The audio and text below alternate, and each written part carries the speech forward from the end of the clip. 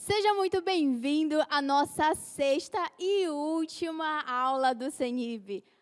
Eu sei que você vai digitar aí, sim. E como a nossa última aula, tem algumas coisinhas que eu acho que você deve saber o que é, então eu espero que você tenha revisado tudo, porque vai ser necessário. Mas, antes disso, a gente precisa terminar as nossas aulas, né? E hoje a nossa história, ela começa com uma total destruição, devastação, mais ou menos isso. Ali no ano de 79, para você que estuda história, aconteceu a destruição de uma cidade chamada Pompeia. Eu acho que você já deve ter ouvido falar. Só que esse acontecimento, ele é a parte das nossas cartas, mas é necessário você ficar sabendo, porque faz parte da nossa linha do tempo e é importante até mesmo para você se situar na história. Pompeia, ela ficava localizada ali nos pés de um vulcão. E assim, eu não sei você, mas eu penso, por que pessoas moram perto de um vulcão? Não sei, mas nessa história, quando ele entrou em erupção, mais de 120 mil pessoas morreram, queimadas, asfixiadas, soterradas, foi assim um desastre total. E assim, gente, com o tempo, né, as pessoas ficam mais inteligentes, pelo menos é o que a gente espera, né, com o tempo. Só que hoje, o vulcão ele está ativo. E a última erupção dele foi em 1944. E sabe quantas pessoas ainda moram lá?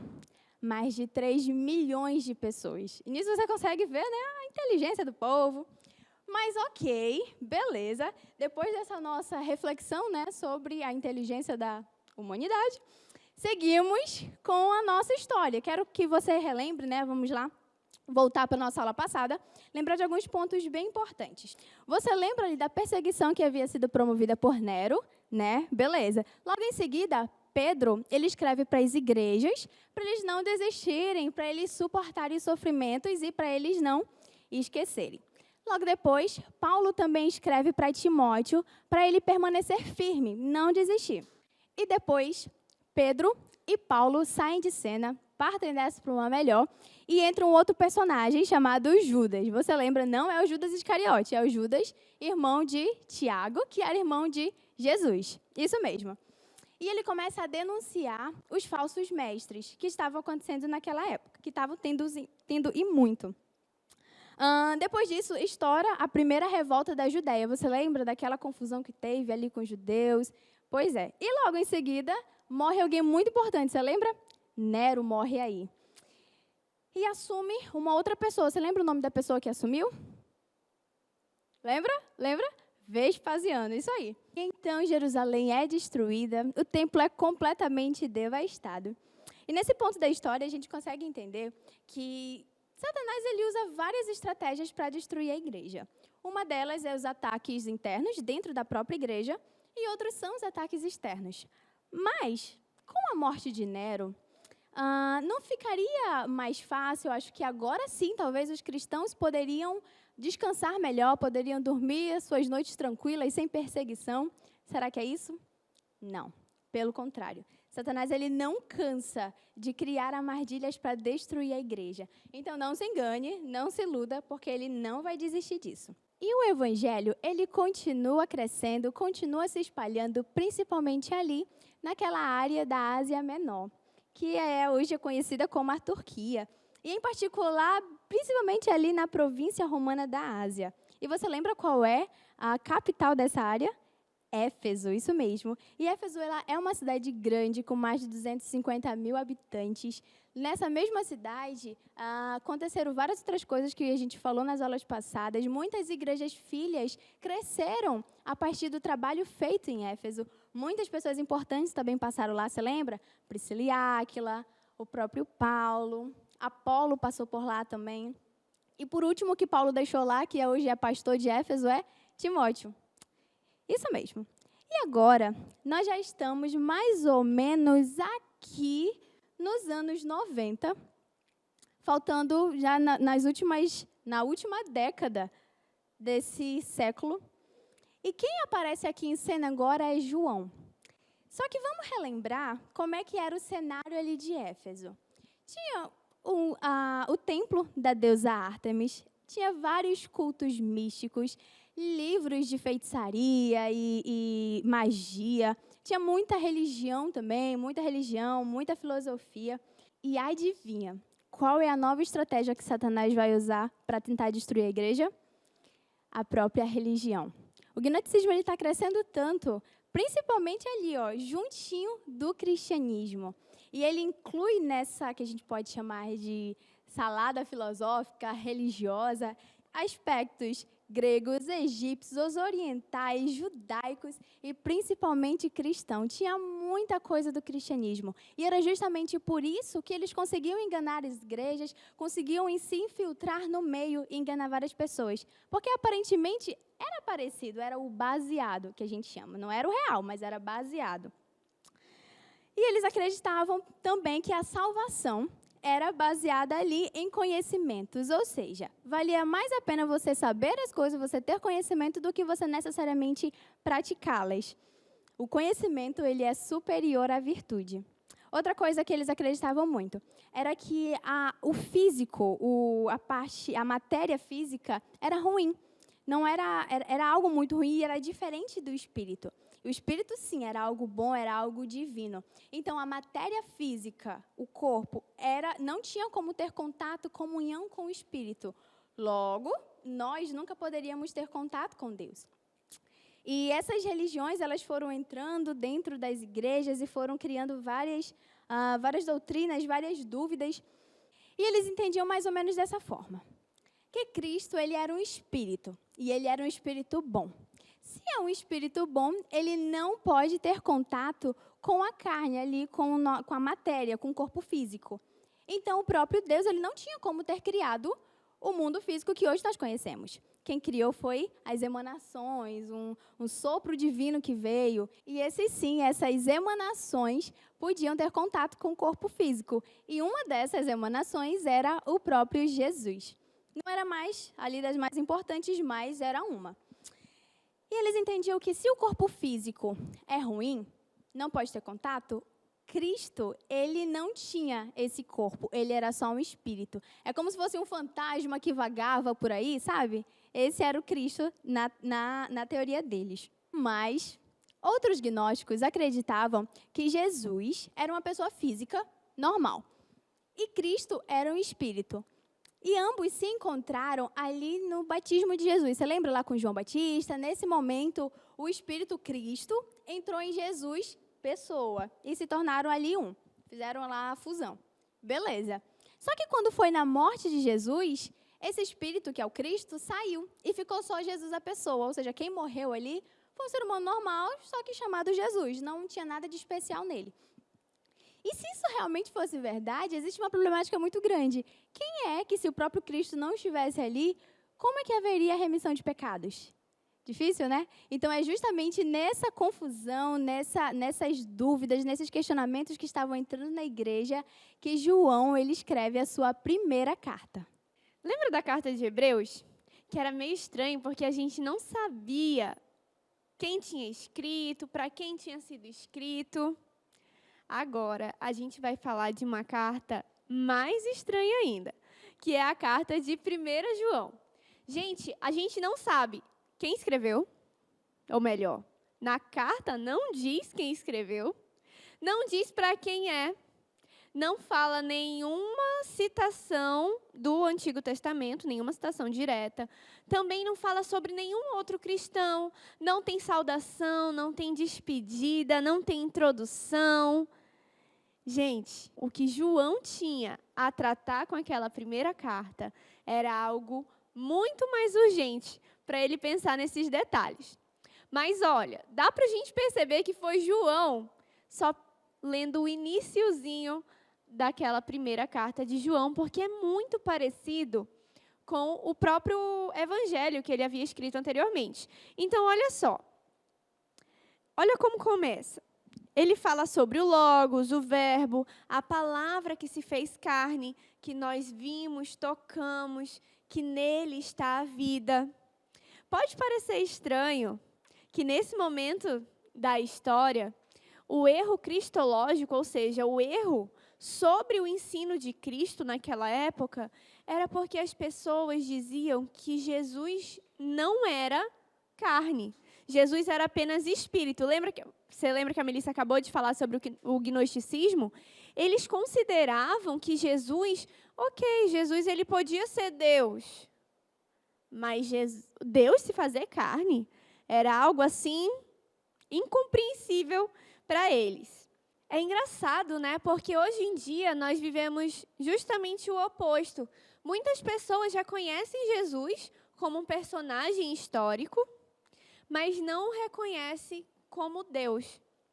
E essa carta de 1 João deixa isso bem claro, que Jesus, ele era Deus, ele é Deus e ele é homem. Ele sempre enfatiza isso, o fato de Jesus ser Deus e de Jesus ser homem. Ele fala que aquele que era desde o princípio e que podia ser visto, ouvido, tocado, apalpado. A palavra da vida, ou seja, a palavra da criação, se manifestou e nos deu vida eterna. Ele morreu de verdade e ressuscitou de verdade. Então, como que um espírito vai morrer e ressuscitar? Isso não existe. E que o sangue de Jesus perdoa pecados.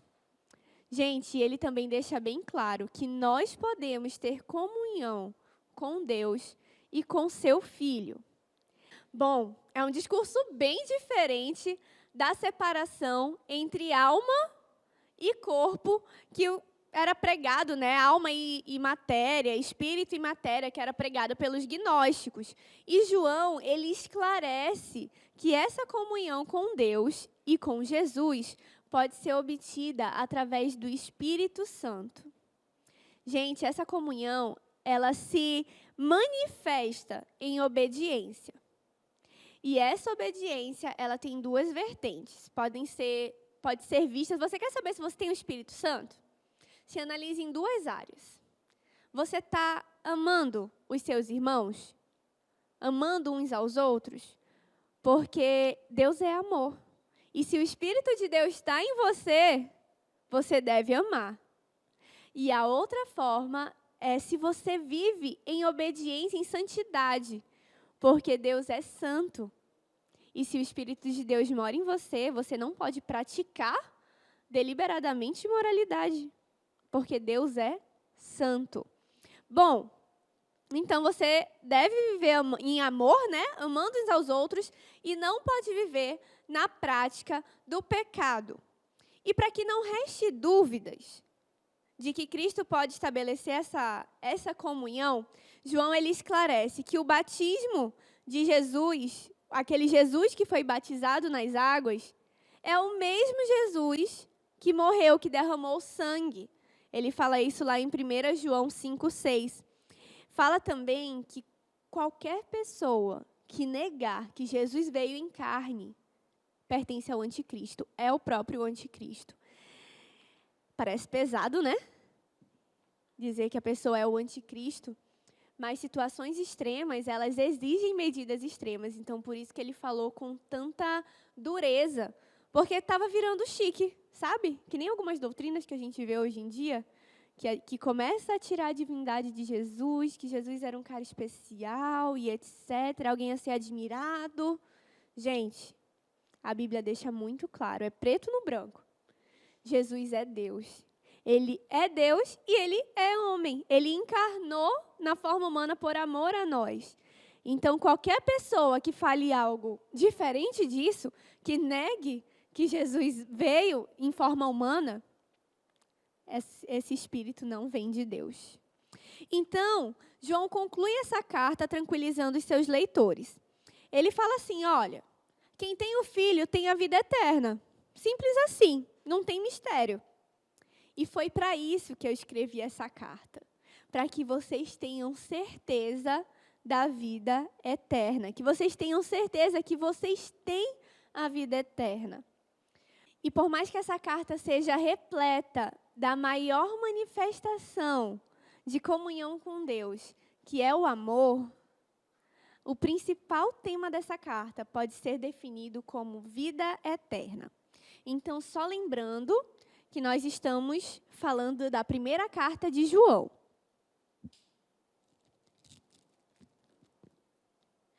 ela foi escrita aos irmãos da Ásia aproximadamente no ano de 90 depois de Cristo. E sabe, gente, não é incomum a gente pensar, a gente ter aquela ideia de que vida eterna é uma vida após a morte. E só de a gente falar isso em voz alta soa meio estranho, né?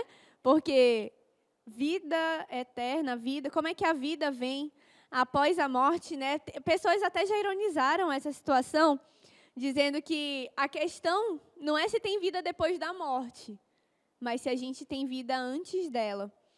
E algumas pessoas, alguns imaginam a possibilidade dessa tal vida eterna, né? Mas elas acreditam que é um tipo de presente especial para quem é mais espiritual, sabe? Tipo, presente final do Palavra Fest. Quem concluiu todos os Palavra Festes na vida vai ter a vida eterna, porque esse é espiritual, decorou 60 versículos por anos. Mas não é nada disso. Gente, esse não é o Deus da Bíblia. O Deus da Bíblia garante vida eterna a todo aquele que crê em Jesus. É isso que nós vemos, né, em João 3,16. Para que todo aquele que nele crê não pereça, mas tenha vida eterna.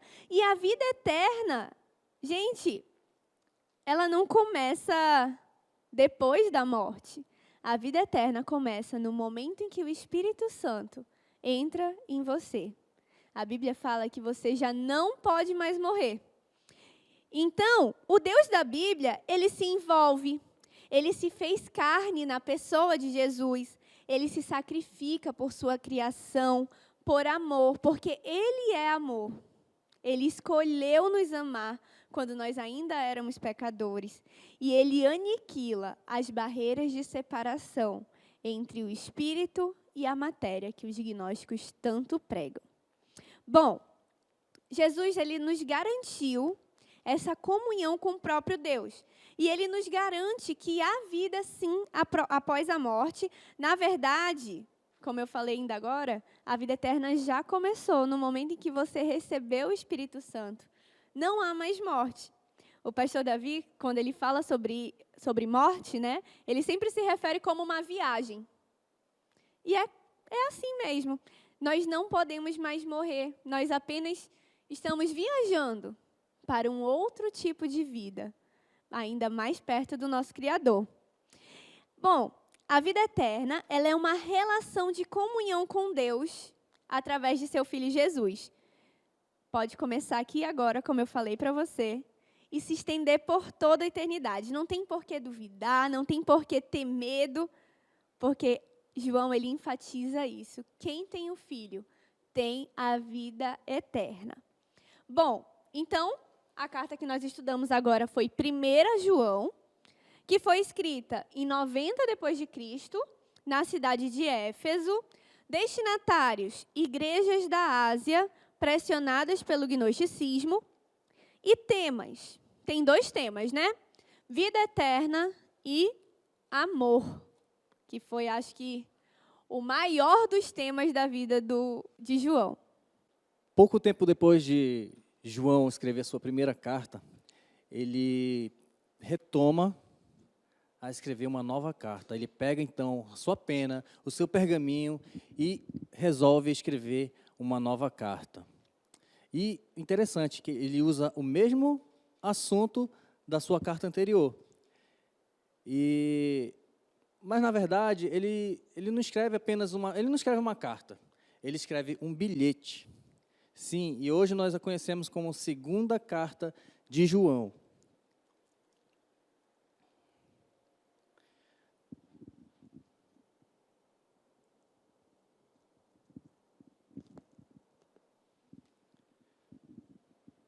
Hoje nós conhecemos, então, como segunda carta de João. E dessa vez, João ele é bem mais sucinto e bem mais prático, ele vai direto ao ponto.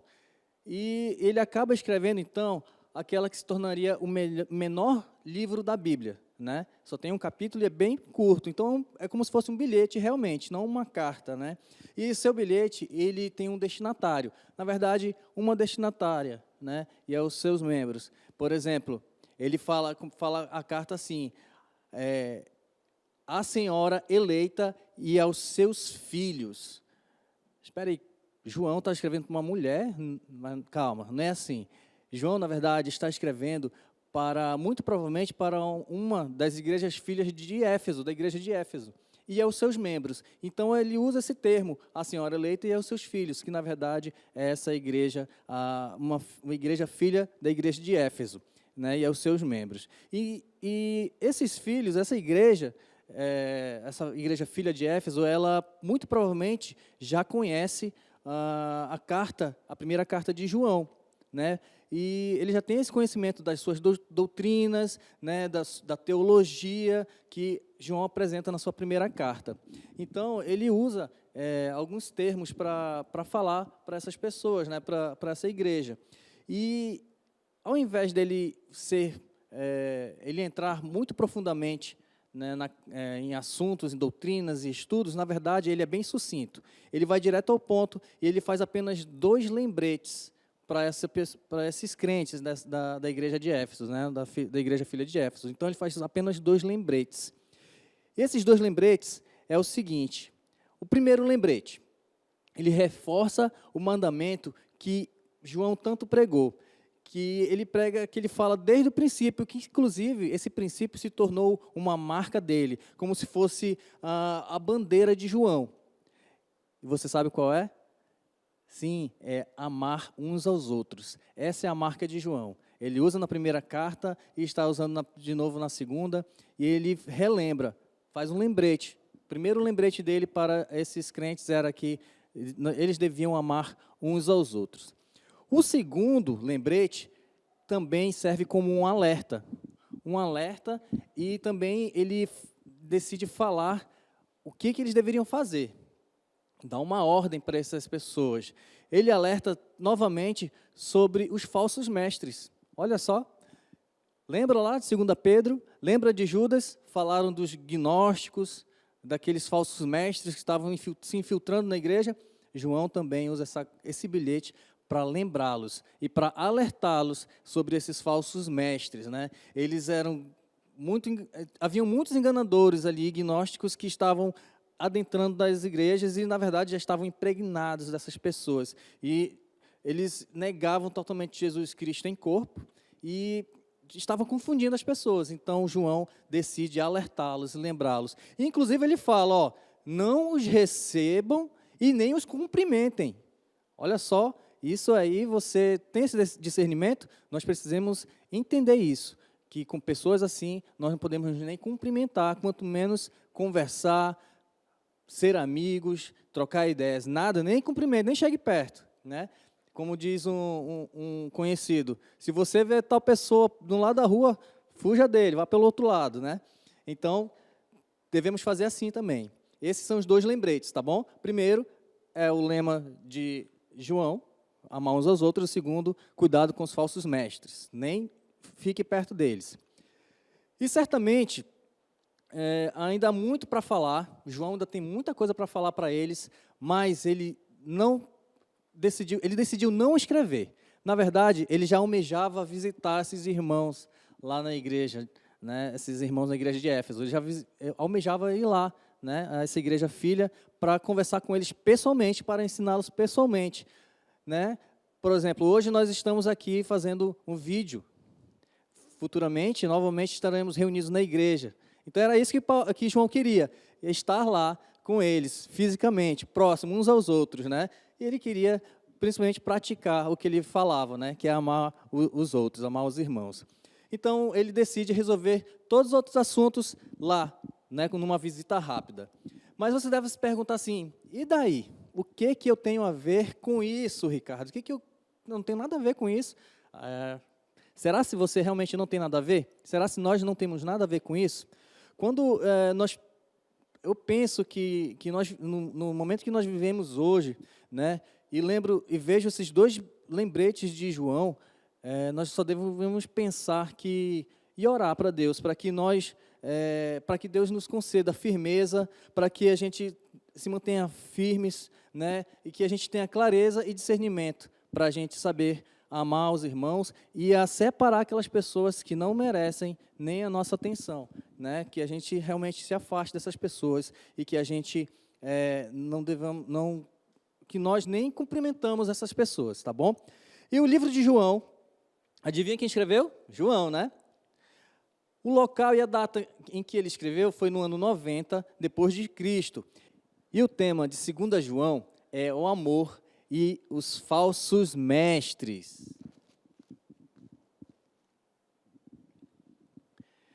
E João estava lá na igreja de Éfeso, no ano 90, né? Aproximadamente nos anos 90. E você lembra do destinatário? É a senhora eleita e aos seus filhos.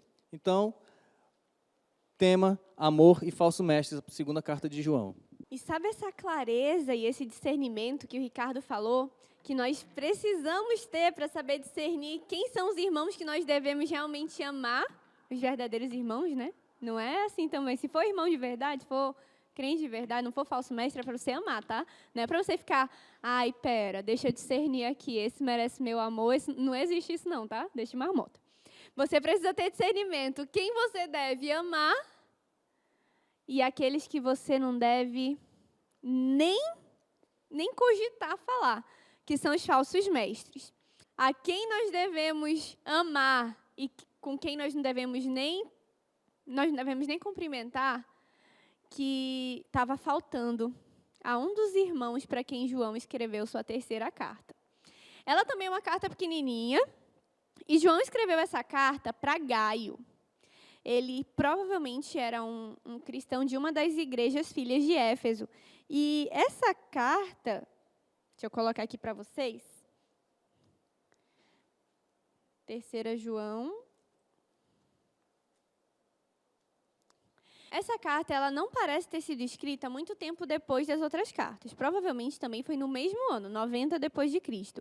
E ela é basicamente uma comparação entre dois homens, Gaio e Diótrefes. Vou colocar eles aqui para vocês. Bom, enquanto Gaio era elogiado por sua hospitalidade, pelo seu amor, pela forma como ele recebia os missionários, Diótrefes é severamente criticado. Paulo já começa falando que ele gosta de ser o mais importante, gosta de ser o cara lá. E, gente, ele não só não gostava de receber as pessoas, como ele impedia que outros a fizessem. E parece que Diótrefes, ele era uma espécie de autoridade local, sabe?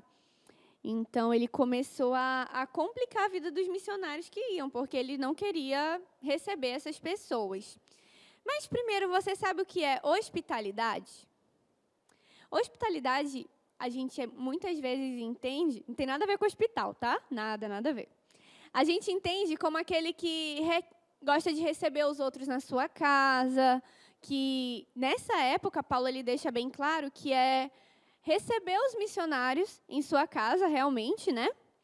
Mas hospitalidade, se você for parar para analisar o significado da palavra, é você ser acolhedor, você receber bem, tanto na sua casa, a sua aí, onde você está me assistindo, quanto aqui, na nossa casa, quando nós voltarmos.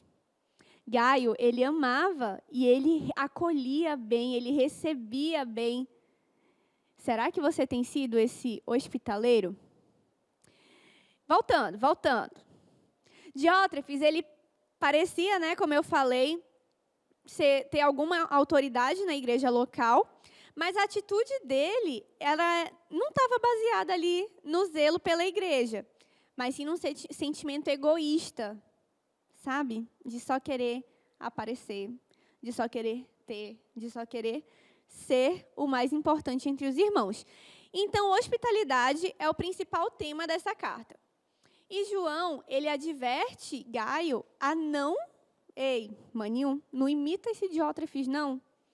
Continua fazendo o que tu está fazendo, que tu está indo bem. Não imita ele, porque esse cara só gosta de aparecer. Bom, como na carta, bilhete anterior, tem muito mais coisa a ser dito, e Paulo deixa isso claro. Tenho muito a escrever para vocês, mas espero falar isso para vocês quando eu chegar aí.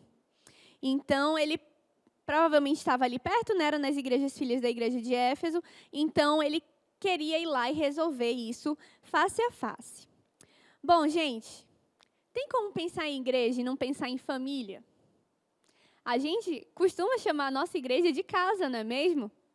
Então, que essa hospitalidade, ela não seja só na sua casa física. Sim, é muito importante. Você convidar as pessoas para irem à sua casa, você gostar de receber, você gostar de dividir o seu teto, pode ser por poucas horas, ou até mesmo por dia, se necessário. Mas é receber com amor, e receber com amor aqueles que estão chegando aqui na igreja também. Sabe, que você possa pegar esse lembrete de João e receber as pessoas com amor quando nós voltarmos. Provavelmente muitas pessoas irão visitar nossa igreja após essa época de pandemia. Então, que você seja um hospitaleiro. Gente, a hospitalidade, ela é extremamente importante. Não é um dos opcionais, assim, da vida cristã, não. É parte do pacote, entendeu? Decidiu ser cristão? Jesus fala, então, comece a receber seus irmãos com amor, comece a ser hospitaleiro. Olha como não é opcional, vou lhe falar aqui o rol das pessoas que precisam ser hospitaleiros segundo a Bíblia. Primeiro tipo de... Na verdade, o primeiro está lá em Romanos 12, 13, fala que é algo que a gente tem que praticar. Não dá nem o tipo de pessoa, fala logo que todo mundo tem que praticar. Segundo, líderes. Em 1 Timóteo 3:2 e Tito 1:8, nos dois fala que é uma das qualidades que o líder deve ter. Fala também, mulher, lá em 1 Timóteo 5:10, que é uma qualidade indispensável às mulheres de Deus. Em Hebreus 13:2 fala que isso é algo que nós não devemos esquecer. 1 Pedro 4:9, nós devemos fazer sem reclamar, porque tem aquele tipo de pessoa que até recebe, né? Mas depois fica falando, poxa, mas o fulano, nossa, come demais, não dá para receber essa família assim toda semana. Não, amor, não dá. Olha só, perdeu a pedrinha lá no céu. 1 Pedro 4:9, tem que fazer sem reclamar, fazer com alegria. E, gente, em 3 João 1:8, fala que ser hospitaleiro é uma forma de cooperar com o espalhar do evangelho. Gente, é engraçado, né? Muitas pessoas, muitos jovens principalmente, eles falam muito em ser missionários, em fazer grandes coisas para Deus, em servir. E a gente acha que o servir a Deus é só com verbos do tipo pregar, ir, servir, falar, sair, viajar, contribuir.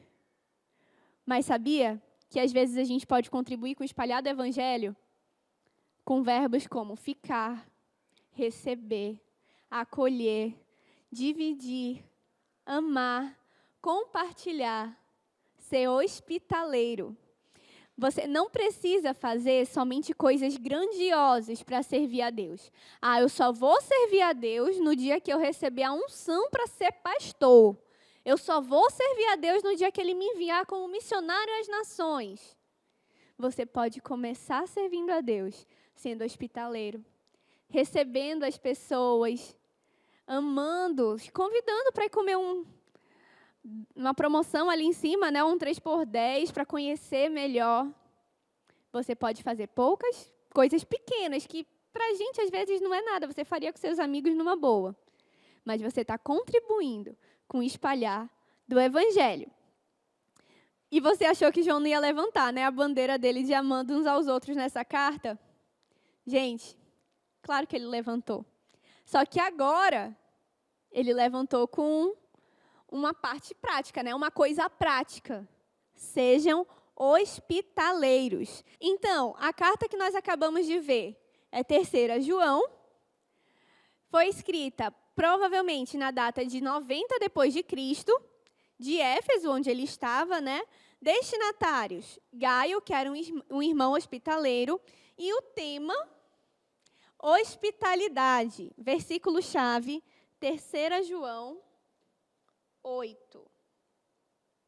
Então, com a morte do imperador Tito, você lembra quem é Tito? O filho lá de Vespasiano, né?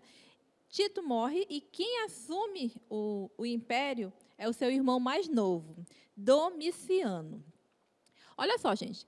tanto o imperador Vespasiano como Tito, eles eram homens de guerra. A população romana gostavam dele. Eles deixaram um legado.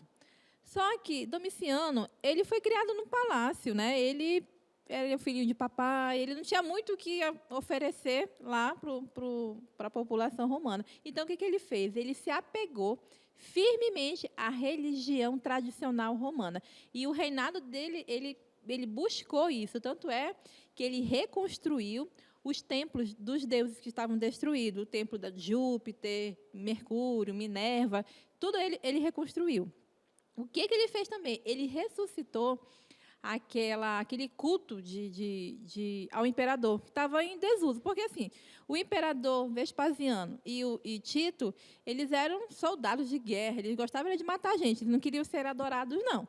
E aí, o imperador, que agora assumia, que é Domiciano, o que ele faz? Ele começa a se intitular, ele se intitula fiscal da religião e da moral, e ele quer que todo mundo, né, obedeça a ele. E olha só o que aconteceu com os cristãos. Você acha que os cristãos dessa época iriam adorar Domiciano? Não, né? Porque eles já sabiam que existe um único Deus, que era Jesus. E o que aconteceu com os cristãos? Começou de novo a perseguição. E, gente, os cristãos foram muito perseguidos no reinado de Domiciano, olha. Inclusive, no final do reinado dele, ele se intitula Deus e Senhor, e quer que todo mundo o adore e preste reverência a ele. E aí, quem não fizesse isso, ele saía matando, saía exilando, executando. Ele não poupou nem a família dele. Olha só, se ele não poupou nem a família dele, que dirá os cristãos? E os cristãos foram muito perseguidos no reinado dele. E em meio a toda essa perseguição desse imperador maluco, doido, e inclusive esse imperador Domiciano, ele foi dito como o segundo Nero, de tão cruel que ele foi. E aí, no meio disso tudo, o apóstolo João já está bem velhinho. Ele é exilado numa ilha que fica a 55 quilômetros da província da Ásia. E é nessa ilha, chamada Ilha de Patmos, que João tem uma revelação nada comum. O próprio Jesus, ressuscitado, aparece para ele de forma esplendorosa e fala bem assim para ele: João, escreva aí tudo isso que eu vou te mostrar. E depois envia essa carta às igrejas da Ásia.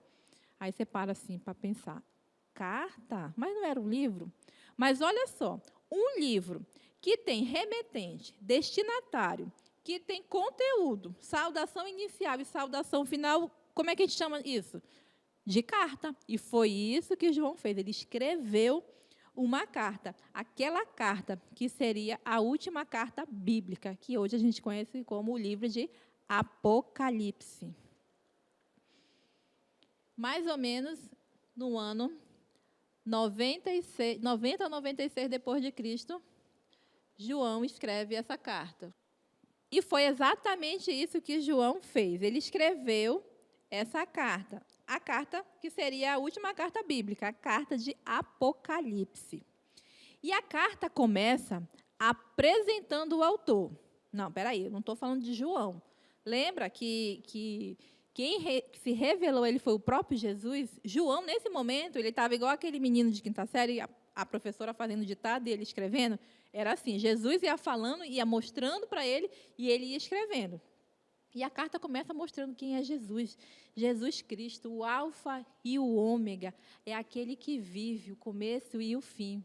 Revela quem é Jesus, o Todo-Poderoso. E aí, essa carta ela foi dividida em 3 volumes. O primeiro volume, Jesus dá conselhos a 7 igrejas da Ásia. O segundo volume fala de coisas que iriam acontecer. E o terceiro volume fala sobre o céu. Bem, tudo que João copiava servia para todas as igrejas, porque a gente sabe que quando uma carta chegava a uma igreja, ela não ficava lá, ela ficava rodando de igreja em igreja, para todo mundo saber o conteúdo. Só que Jesus, ele deu conselhos, incentivo, exortação, puxão de orelha mesmo, específico, para 7 igrejas. E olha o que ele fala. Ele fala para a igreja de Éfeso, bem assim: eu sei que vocês têm suportado sofrimento, mas você precisa voltar ao primeiro amor. Arrependa-te de onde você caiu e volte ao primeiro amor. Para a igreja de Esmirna, ele fala assim: eu sei que vocês são fiéis, permanecem fiéis. E fiquem fiéis até a morte, não desistam, sejam fiéis.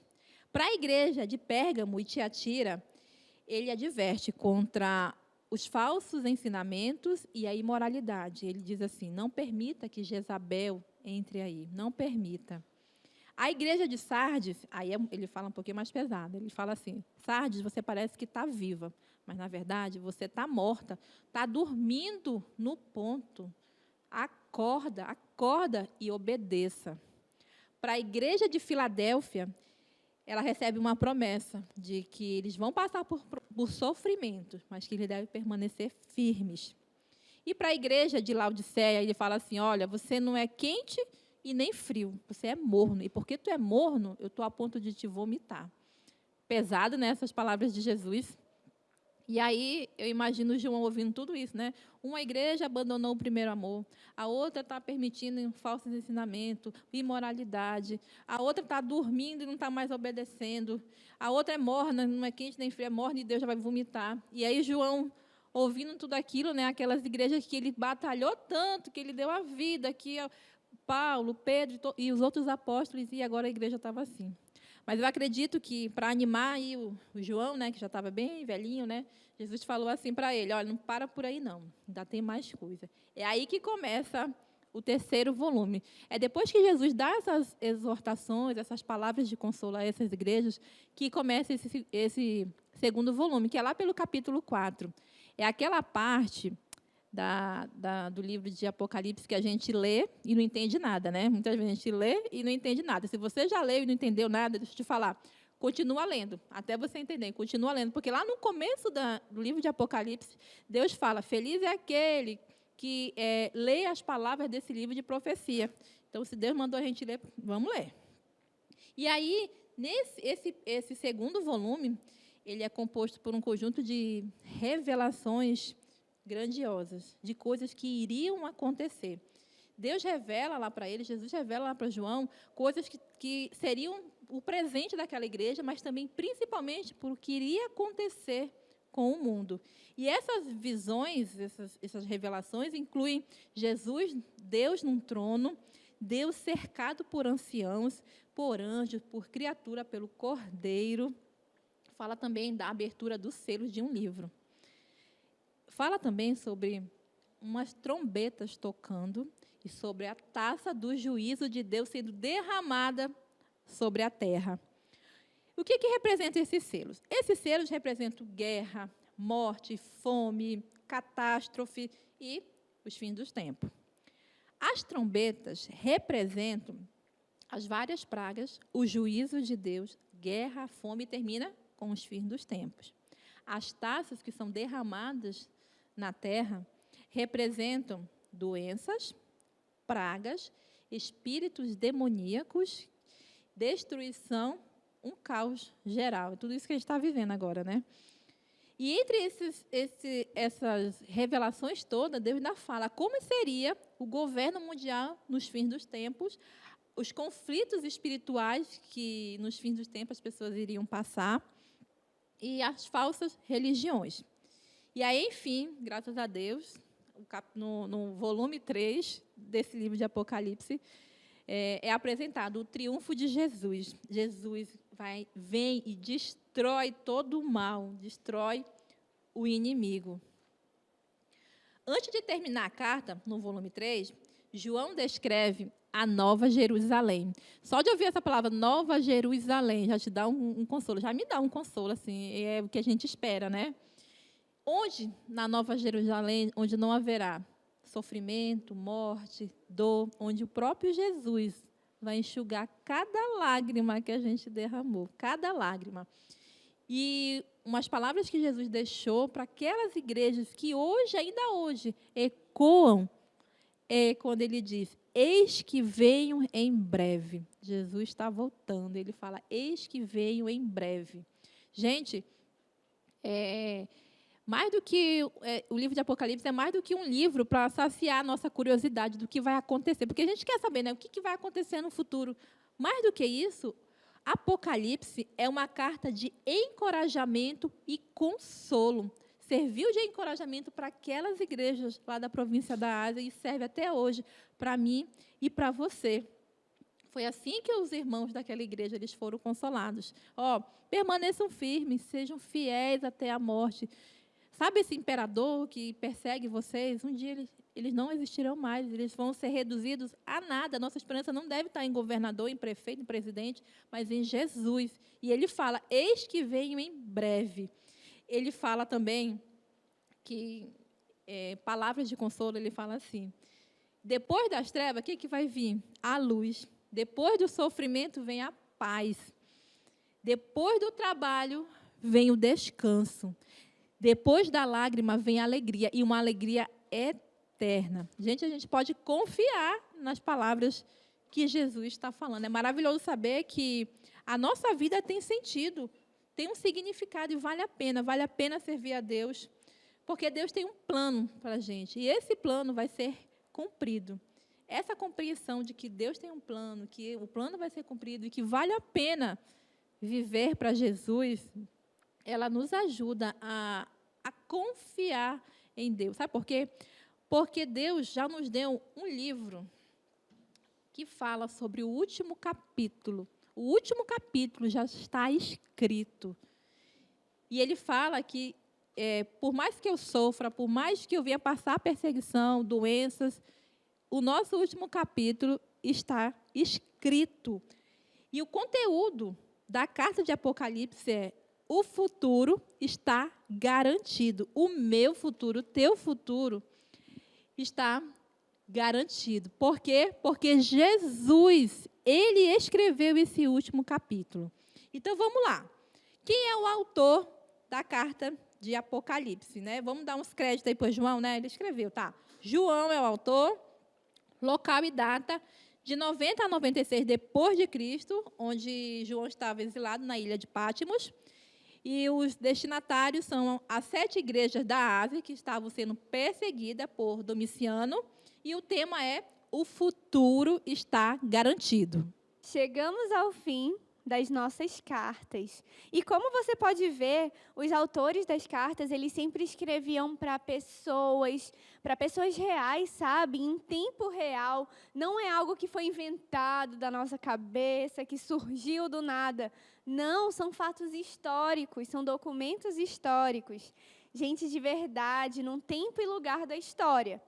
E eles escreveram também por razões específicas, que eu espero que você lembre. Porque a gente costuma fazer assim na última aula uma coisa assim bem diferente, né? Chamada prova. Não pense que porque está distante que você não vai fazer. Vai sim.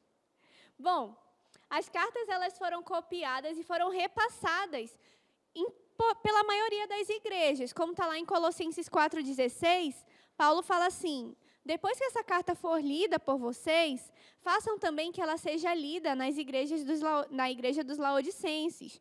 E vocês igualmente leiam a carta de Laodiceia. Em 2 Pedro 3, 15 a 16, Pedro fala também: nosso amado irmão Paulo lhes escreveu as mesmas coisas em todas as suas cartas, falando desses mesmos assuntos. Então, provavelmente, as igrejas, elas depois faziam essa distribuição das cartas, né? As trocas das cartas, para que... Lembra que um dos propósitos era unificar a igreja? Então, vamos lá. A nossa coletânea aqui de todas essas cartas serviu para unificar a igreja, ensinar as pessoas e documentar por escrito, documentar toda a doutrina de Jesus e ensinar as pessoas a viverem como seguidores de Cristo em um mundo pagão e hostil. Bom, mas não acabou naquele tempo. Não virou só história. Deus permitiu que essas cartas elas chegassem até nós, para que elas nos ajudassem a vivermos como seguidores de Jesus num mundo que está cada vez mais pagão e hostil. Gente, essas cartas elas ainda servem para nós com os mesmos propósitos. É por isso que a gente fala que a palavra de Deus é viva, porque a gente consegue, sabe, viver, a gente consegue usufruir das mesmas palavras que foram ditas séculos atrás. Perseguições, doutrinas falsas, tentativas de apagar a igreja não cessaram, não deixaram de existir desde o primeiro século até agora. Pelo contrário, elas têm se intensificado cada vez mais. E, bom, pode até parecer que 2000 anos depois, as coisas poderiam estar diferentes, né? Mas não, ainda está tudo lá, gente. O gnosticismo agora ele se disfarçou de um humanismo e de filosofias seculares. Os deuses e os ídolos, agora eles se maquiaram de prosperidade, entretenimento, narcisismo e no hedonismo, que é a busca do prazer como bem supremo. O império opressor, ele se escondeu atrás do politicamente correto. Que Deus ele tem que estar restrito apenas ao culto, apenas ao domingo, aqui aquela religião, aquela reunião religiosa de domingo, se tiver. A filosofia grega deu lugar à religião da tolerância, onde todos os caminhos levam ao céu, não se preocupa com esse negócio de santidade, não. Tá tudo bem, aproveita a tua vida, que Deus é amor, Deus não é amor. Ainda está tudo presente. Só está um pouquinho disfarçado, maquiado aqui e ali, mas, gente, nós ainda passamos pelas mesmas coisas, pouca coisa de fato mudou. E aqui no Brasil, a gente não sente muito o calor da fornalha, né? A gente não sente na pele a perseguição como os nossos irmãos no Oriente sentem. Mas isso não significa que a perseguição não chegou aqui. Não significa que a gente não esteja correndo perigo, digamos assim. O nosso maior perigo, apesar de não ser morrer pela causa de Cristo, é de esfriar. Está tudo tão bom, está tudo tão bem, está tudo tão tranquilo, está tudo tão próspero. Eu tenho que primeiro conseguir um trabalho, me dedicar aos meus estudos, fazer um mestrado, um doutorado. Depois eu penso em Deus. Depois dá tempo, não, deixa para depois. Eu ainda não vou morrer agora, ainda sou jovem, eu tenho que curtir minha vida. Deixa para depois. Sabe, é tolerar esses falsos ensinos. Falam tanta coisa sobre Deus hoje, gente. Que Deus é tolerante, que Deus não pode... Não, o que importa é você ser uma pessoa de bem. Falam tanta besteira, tanta imoralidade. A imoralidade já se tornou tão comum que às vezes as pessoas nem reconhecem como imoralidade. Sabe, o nosso maior perigo é dormir, é se deixar ser tomado pela apatia. É a gente ver o nosso amigo do trabalho, o nosso irmão, nossos pais caminhando para o inferno. Mas não, esse negócio de religião não pode ser assim tão agressivo, né? Como que eu vou falar para eles? Eles têm direito de pensar no que eles quiserem. A gente precisa ter cuidado com essa apatia. Nós temos que ter o cuidado para não irmos esfriando aos poucos, a ponto de nos tornarmos mornos, que nem lá em Apocalipse fala, a ponto de sermos vomitados da boca de Deus. Gente, você percebe que Deus não esqueceu de nada? Que nas cartas nós temos todos os alertas que nós precisamos para viver hoje em dia? Ia quase esquecendo. Faltou ali o finalzinho da história. Após a morte de Domiciano, João ele retornou para Éfeso, onde ele viveu o resto dos seus longos anos de vida. Ele morreu provavelmente de causas naturais. Aqui, mais ou menos no ano 100 depois de Cristo. Gente, João ele foi o último apóstolo a morrer. Todos os discípulos originais que andaram com Jesus já estão mortos. Eles foram martirizados. Muitos foram apedrejados, crucificados, mortos à espada, queimados, arrastados por cavalos pelas ruas, desmembrados, esfaqueados, espalhados por todas as províncias do império e até fora dele. Alguns foram para a África, no Ocidente, outros para o Extremo Oriente, na Índia, viveram e morreram por aquilo que eles criam.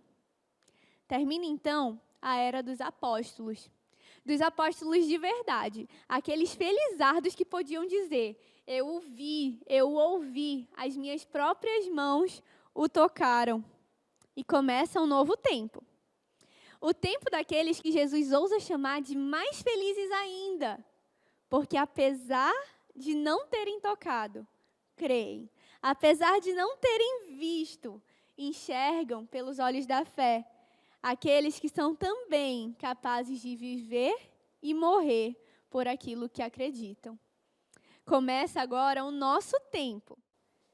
E ainda ecoa a mesma convocação feita às 12 tribos dispersas entre as nações, aos irmãos em Tessalônica, aos santificados em Cristo Jesus e chamados para serem santos, à igreja em Corinto, a todos os que em Roma são amados de Deus e chamados para serem santos, aos santos e fiéis que estão em Éfeso e em Colossos, ao nosso amado cooperador Filemon, a todos os santos em Cristo Jesus que estão em Filipos, a Timóteo, verdadeiro filho na fé, aos eleitos de Deus, peregrinos dispersos, escolhidos, aqueles que receberam conosco a fé, a Tito, meu verdadeiro filho em nossa fé comum, aos que foram chamados, amados por Deus Pai e guardados por Jesus Cristo, à Senhora eleita e aos seus filhos, a Gaio, amados de verdade,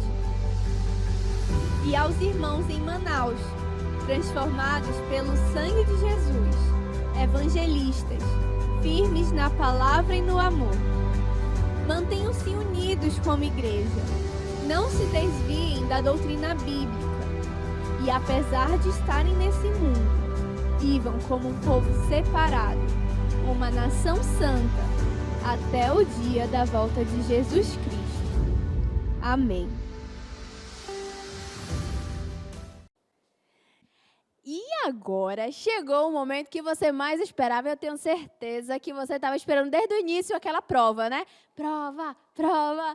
Exatamente. Só que você tem professores que são muito bonzinhos. E a gente decidiu fazer o quê? Um quiz desde o início, revisando todas as aulas, para você não se perder. Então, fique de pé aí, mas fica de pé mesmo, porque eu sei que você está sentado aí no seu sofá, na sua cadeira, mas Deus está vendo. Então, fica de pé e tenta responder, que é justamente para o sangue subir na sua cabeça e você conseguir pensar rápido, tá bom? A gente vai revisar agora. Vamos lá. Primeira questão, já responde logo as 3 primeiras. As cartas do Novo Testamento foram escritas por 3 motivos. Vamos lá. Qual é o primeiro motivo? Unificar a igreja. 2, documentar por escrito. E 3, ensinar as pessoas. Isso aí, tenho certeza que você respondeu. Vamos lá, questão número 4, complete. A maior preocupação dos governantes romanos era... Qual era a preocupação, vocês lembram? Se você respondeu manter a paz ou ali manter a ordem, tá certíssimo. Isso aí, responda que você vai tirar 10. Questão número 5 e 6. Quais eram os 2 inimigos da igreja no contexto das cartas? Lembra, tinha 2 coisinhas que implicavam ali. O primeiro eram umas certas pessoas invejosas, eram os judeus invejosos. E depois era o império opressor ou o império romano também, que dá no mesmo. Beleza, agora responda. Essa é muito fácil, você não pode errar. Questão número 7. Paulo recebeu notícias de que as igrejas da Galácia estavam se desviando do verdadeiro evangelho e seguindo um outro evangelho aí. No que eles estavam crendo? Lembra? Tananã mais tananã? O que era? A resposta é Jesus mais lei. Isso aí. Questão número 8. O que valem nossos esforços perante Deus para nos tornarmos aceitos por Ele? Vale o quê? Tudo? Vale nada. Isso aí, não vale nada, absolutamente nada. Questão número 9. Tudo que você faz para alcançar, agradar ou conseguir um favor dos deuses, ou seja, nós agimos, essa é a definição de religião. Muito bem. E agora, o que Deus faz através de Cristo Jesus para nos alcançar e resgatar, agora é o Deus agindo, é a definição de... Isso aí, evangelho. Muito bem. Isso aí, continuando, vamos lá. Responda, a 11ª. Para quem foi escrita a carta de Tiago? Para quem foi? Responda aí. Espero que você esteja de pé, fique de pé, tá bom? Para quem foi escrito? Se você respondeu para os judeus da diáspora ou as 12 tribos dispersas entre as nações, você acertou, muito bem. 12ª. Como ficou conhecida a reunião dos líderes da igreja que decidiu que os gentios não precisavam se tornar judeus para serem salvos? Vou repetir. Como ficou conhecida a reunião dos líderes da igreja que decidiu que os gentios não precisavam se tornar judeus para serem salvos? Como é? Se você respondeu Concílio de Jerusalém, acertou, muito bem. Responda certo ou errado. A igreja de Antioquia da Síria se concentrava em alcançar os gentios, enquanto a igreja de Jerusalém se concentrava em alcançar os judeus. Certo ou errado? Se você respondeu certo, muito bem. É isso mesmo. Responda. 14ª, hein? Não perca as contas. 14ª. Responda. Qual o tema da carta de 1ª e 2ª Tessalonicenses? A volta de Cristo e o padrão de Deus para mim. Lembra? A volta de Cristo e o padrão de Deus para mim. 15ª. O que é escatologia? Responda aí. O que é escatologia? Se você respondeu estudo dos acontecimentos dos últimos tempos, você acertou. É isso mesmo. 16ª. Qual o tema da primeira carta aos Coríntios? Qual é o tema? O que é? Deixem de ser crianças, né? Lembra do tema? 17º. Qual o tema da segunda carta aos Coríntios? Finanças e defesa do apostolado, né? Autoridade. Ainda de pé. 18. Qual carta trata do retorno de um escravo fugitivo ao seu senhor? Filemão, muito bem. 19ª. O que é heresia? Ensino que contraria o ensino bíblico. 20. O que significa cristologia? Doutrina de Cristo. 21ª. Qual o nome da principal heresia filosófica e religiosa que ameaçava a igreja de Colossos? A gente falou bastante nessa última aula, né? É o gnosticismo. 22. Qual a referência do versículo de Efésios que diz que somos salvos pela graça por meio da fé? Efésios 2:8, muito bem. 23ª. Qual é o principal motivo de orgulho dos filipenses? Vamos lá? É a cidadania romana, os seus direitos. 24ª. Quais as cartas da prisão? Lembram que eram 4? Vamos lá. Colossenses, Filemão, Efésios e Filipenses. 25ª. Qual o nome da ilha onde Paulo deixou Tito como supervisor? Lembra dessa ilha? Era a ilha de Creta. Quem Paulo deixou como pastor em Éfeso? Lembra lá que a Melissa falou dos teens? Quem é? Timóteo. Certo ou errado? Sabemos com certeza quem é o autor, que o autor de Hebreus foi Paulo. Certo ou errado? Errado. O autor de Hebreus é desconhecido. Vamos lá, ainda não acabou. Questão número 28. Onde Pedro estava quando escreveu suas 2 cartas? Onde é que ele estava? Em Roma. 29. Onde moravam os destinatários das 2 cartas de Pedro? Aonde? Norte da Ásia Menor. Isso aí. Agora, certo ou errado? Se for certo, você faz um joinha. Se for errado, você faz assim. Vamos lá. 30. O sofrimento é prova definitiva de que não estamos sendo suficientemente fiéis a Deus. Estamos em pecado. Certo ou errado?